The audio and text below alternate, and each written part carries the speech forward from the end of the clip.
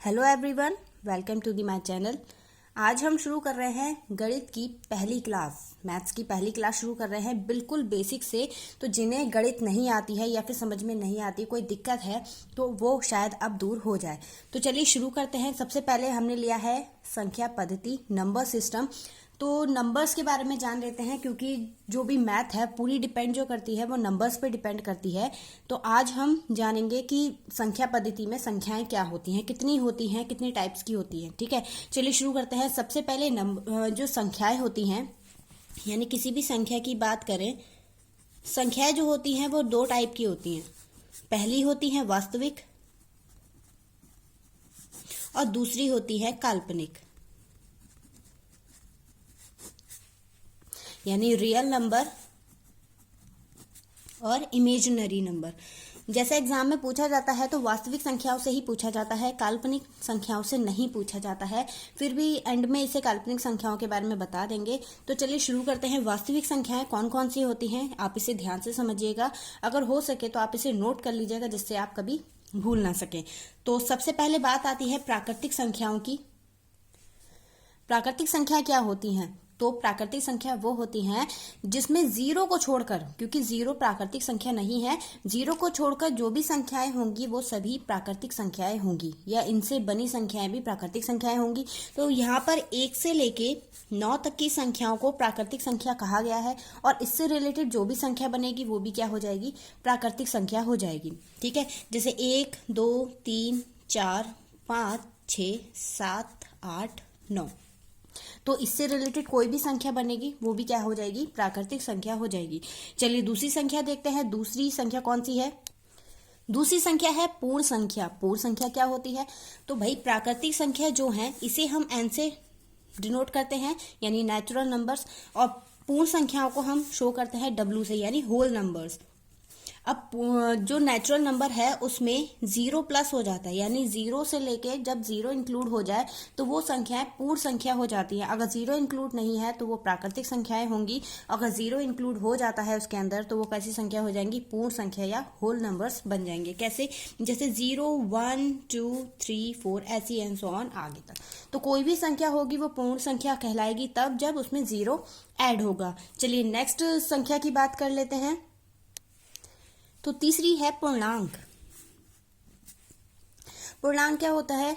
तो अभी हमने पढ़ा कि जो हमारी प्राकृतिक संख्या है उसमें अगर 0 ऐड हो जाता है तो वो पूर्ण संख्या हो जाती है। ठीक है, और पूर्ण संख्या में अगर माइनस वाले नंबर्स भी ऐड हो जाते हैं तो वो क्या कहलाते हैं? पूर्णांक कहलाते हैं। जैसे -1, 0, +1, 2, 3, 4 एंड सो ऑन ऐसी आगे, और यहाँ पे -2, -3, -4 ऐसी एंड सो ऑन आगे। यानी माइनस, प्लस और 0 जब ये तीनों सब में आएंगे तो वो क्या कहलाएंगे? वो पूर्णांक कहलाएंगे। अगर माइनस नंबर्स नहीं है, सिर्फ 0 और 1, 2, 3 मतलब नंबर्स हैं, तो वो क्या हो जाएगा? पूर्ण संख्या हो जाएंगी। और जिसमें 0 भी नहीं होगा वो क्या हो जाएंगी? नेचुरल नंबर हो जाएंगी। आई होप आपको इतना समझ में आया होगा। चलिए शुरू करते हैं आगे। अब यहाँ पे जब पूर्णांक की बात हो रही है तो पूर्णांक को भी थोड़ा सा जरा सा डिटेल से देख लेते हैं। पूर्णांक भी 2 प्रकार के होते हैं। कौन कौन से? पहला होता है धन पूर्णांक,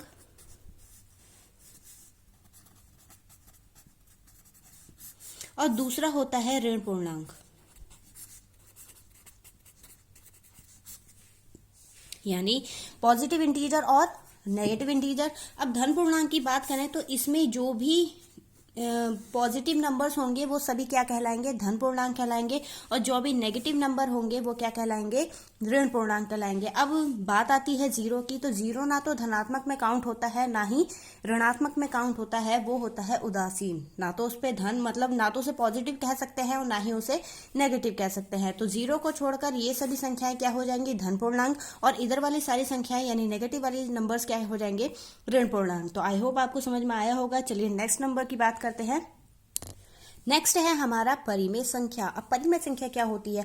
आपने कोई भी नंबर्स देखे होंगे जो बटे के रूप में होते हैं, उन्हें ही परिमेय संख्या कहते हैं। ठीक, जैसे हम इसे लिख सकते हैं P/Q के रूप में। ज्यादातर जो परिमेय संख्याएं होती हैं, ज्यादातर क्या सभी परिमेय संख्याएं P/Q के रूप में होती हैं, जिसमें ऊपर वाले को कहते हैं हर, वो अंश,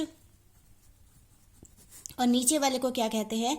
हर, यानी अंश और हर के रूप में तो P अपॉन Q के रूप में जो होगी वो परिमेय संख्याएं हो जाएंगी। ठीक है, अब इसमें एक कंडीशन है कि नीचे वाली संख्या 0 नहीं होनी चाहिए, यानी Q is not equals to 0।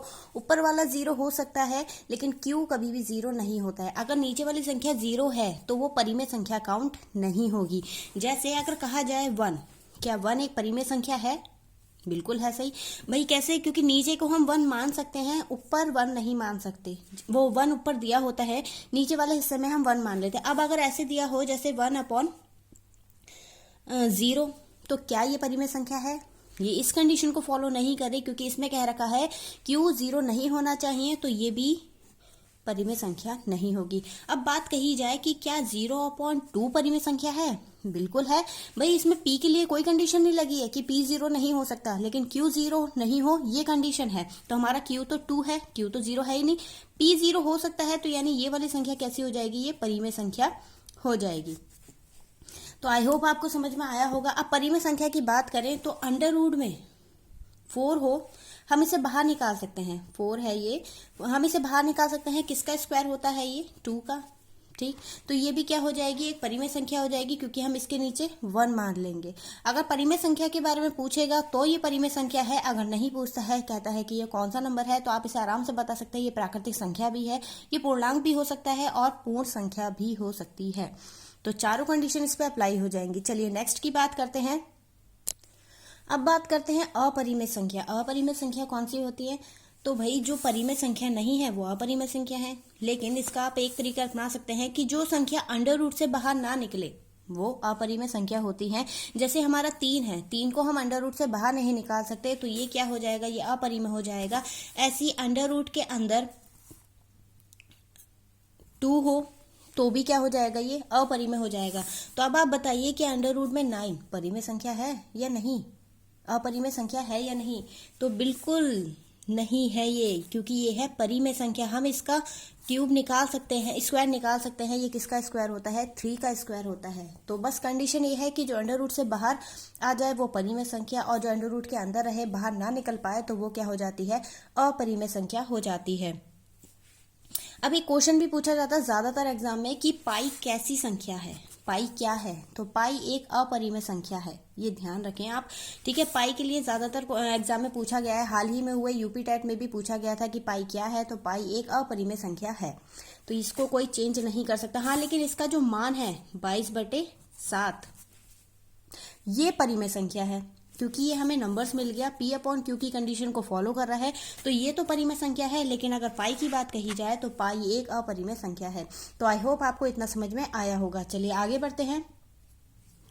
चलिए नेक्स्ट हम देखते हैं। नेक्स्ट क्या है हमारा? सम संख्या। सम संख्या क्या होती है? तो ज्यादातर ये सबको पता होगा कि जो भी संख्या 2 से कट जाए, 2 की टेबल से कट जाए, वो सभी सम संख्याएं होती हैं। जैसे 2, 4, 6, 8, 10, मतलब ऐसे ही करके जो 2 से डिवाइड हो जाए पूरी वो सम संख्याएं होती हैं। तो अब विषम संख्याओं की भी बात कर लेते हैं कि विषम संख्याएं क्या होती है। तो भाई सीधी बात है, जो 2 से ना कटे वो विषम संख्या हो गई। जैसे कि हमारा 1 हो गया, 3 हो गया, 5 हो गया, 7 हो गया, ये सभी संख्याएं क्या है? विषम संख्याएं हैं। तो आपको ध्यान रखना है कि सम संख्या 2 से जो डिवाइड हो जाती है वो सम संख्या हो गई, और जो 2 से डिवाइड नहीं होती वो विषम संख्याएं हो गई। ये मैं इसलिए रिपीट कर रही हूँ कि आगे अभी आपको और कंफ्यूजन होने वाला है। चलिए आगे देखते हैं, आगे कौन सा है। चलिए देखिए नेक्स्ट है हमारा भाज्य संख्या क्या होती है और अभाज्य संख्या क्या होती है। तो जो कंफ्यूजन की बात मैंने की थी वो इसी चीज में होती है कि लोग सम और भाज्य संख्याओं को एक जैसा समझ लेते हैं, जबकि विषम और अभाज्य संख्याओं को, भाज्य अभाज्य एक और सम विषम को सबको मिक्स कर देते हैं। तो आपको मिक्स नहीं करना है, ये प्रॉपर याद रखना है। सम संख्या जो होती है वो 2 से डिवाइड होती है, विषम संख्या 2 से डिवाइड नहीं होती है। अब भाज्य का क्या रूल है? भाज्य वो है जो कोई भी नंबर्स है वो अपने पहाड़े से और किसी और पहाड़े से कटे तो वो भाज्य है, यानी एक से अधिक पहाड़ों से कट जाए, संख्या से कट जाए, तो वो भाज्य संख्या हो गई। और अभाज्य संख्या वो जो सिर्फ अपने ही पहाड़े से कटे, किसी और से ना कटे, वो क्या हो गया? अभाज्य संख्याएं हो गई। जैसे हम बात करें 9, क्या 9 भाज्य संख्या है? जी बिल्कुल है, क्योंकि ये 1 से भी कट रहा है, एक अपने पहाड़े से कट रहा है और एक 3 के टेबल से कट रहा है। ठीक, तो ये क्या हो गई? भाज्य संख्या हो गई। ऐसी अगर हम बात करें 15 की, तो क्या 15 भाज्य संख्या है? बिल्कुल है। ये 3 से कट रहा है, 5 से कट रहा है और अपने पहाड़े से कट रहा है, यानी 2 से ज्यादा पहाड़ों से कट रहा है, 1 से अधिक अपने पहाड़े से अधिक से कट रहा है, तो ये भाज्य संख्या हो गई। अब बात करते हैं अभाज्य संख्या की। तो क्या 7 अभाज्य संख्या है?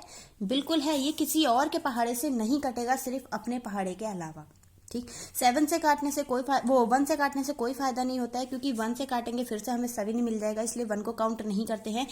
ये अपने ही पहाड़े से कटेगा, अदर किसी पहाड़े से नहीं कटेगा। ऐसी बात करते हैं 11 की। तो क्या 11 अभाज्य संख्या है? बिल्कुल है, क्योंकि ये भी अपने ही पहाड़े से कटेगा। अब 39, क्या ये अभाज्य संख्या है? बिल्कुल है। बिल्कुल नहीं है, क्योंकि ये 3 से कट जाएगा। 3 ही कम 3, 3 तिया 9, फिर किससे कट जाएगा? 13 से भी कट जाएगा और अपने पहाड़े से भी कट जाएगा। तो ये कैसी संख्या हो गई? ये भाज्य संख्या हो गई और ये अभाज्य संख्या हो गई। अब बात करें 37, क्या ये भाज्य संख्या है? बिल्कुल नहीं, क्योंकि ये अपने ही पहाड़े से कटेगा। किसी भी टेबल में 37 नहीं आता है, तो ये किसी और टेबल से नहीं कटेगा, सिर्फ अपने टेबल से कटेगा। अब बात करते हैं कि 1 से लेकर 100 तक की संख्याओं के बीच में कितनी अभाज्य संख्याएं होती हैं? तो बता दें आपको, 25 होती हैं ऐसी संख्याएं, अभाज्य संख्याएं, जो किसी टेबल से नहीं कटती, सिर्फ अपने ही टेबल से कटती है। ठीक, अगर बात करते हैं 1 से 50 के बीच में, तो 1 से 50 के बीच में 15 ऐसी संख्याएं हैं जो किसी भी पहाड़े से नहीं कटती, मतलब 15 अभाज्य संख्याएं हैं। और 51 से लेके 100 के बीच में 10 अभाज्य संख्याएं हैं। तो आई होप आपको याद रहेगा। बस आपको ये मिक्स नहीं करना है कि सम विषम अलग है, भाज्य अभाज्य अलग है। इसको प्रॉपरली ध्यान से समझना है। ठीक है, चलिए नेक्स्ट शुरू करते हैं। आज का लास्ट टॉपिक ये है हमारी भिन्न। अब भिन्न क्या होती है? तो आपको याद होगा, मैंने अभी आपको बताया था कि परिमेय संख्या क्या होती है, तो ये उसी से रिलेटेड होता है। यानी भिन्न भी P/Q के रूप में ही होती है। ठीक है, इसमें भी Q ≠ 0 होता है, लेकिन एक कंडीशन होती है परिमेय और अपरिमेय संख्याओं, वो परिमेय और भिन्न के बीच में जो अंतर होता है वो ये होता है कि परिमेय संख्याएं ऋणात्मक और धनात्मक, यानी पॉजिटिव और नेगेटिव दोनों हो सकती हैं, लेकिन भिन्न जो होगी वो सिर्फ पॉजिटिव होगी, नेगेटिव नहीं होगी। ये ध्यान रखना है आपको। अब भिन्न की बात करें तो यहाँ पे भिन्न जो होती है वो 3 टाइप्स की होती है। सबसे पहली होती है उचित भिन्न, मीन्स प्रॉपर फ्रैक्शन। ठीक, यहाँ पे अनुचित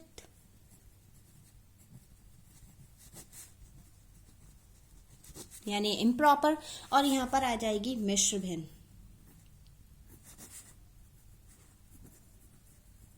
यानी मिक्स्ड फ्रैक्शन। अब उचित भिन्न कौन सी होती है? अगर P/Q यानी अंश और हर में अंश जो है वो बड़ा है, यानी वो छोटा है, जैसे 3 और हर जो है वो बड़ा है, तो ये तो हो गई प्रॉपर, यानी ऊपर का हिस्सा अगर अंश अगर छोटा है तो ये प्रॉपर भिन्न हो गई।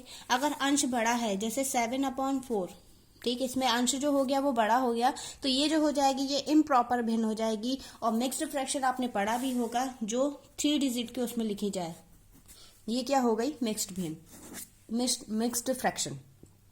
तो आई होप आपको समझ में आया होगा। अगर वीडियो अच्छी लगी हो, कुछ समझ में आया हो, तो वीडियो को लाइक करें और किस टॉपिक पे आपको वीडियो चाहिए उसके लिए कमेंट सेक्शन में बताएं।